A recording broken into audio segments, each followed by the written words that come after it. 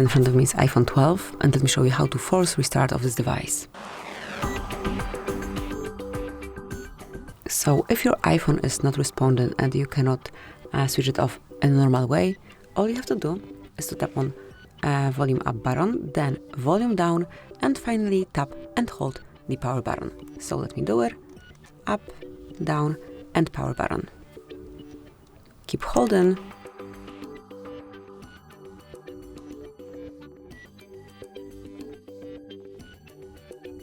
Still press the power button till you see Apple logo.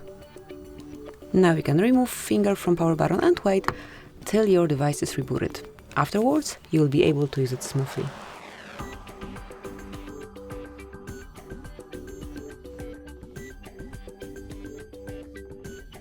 And that's it.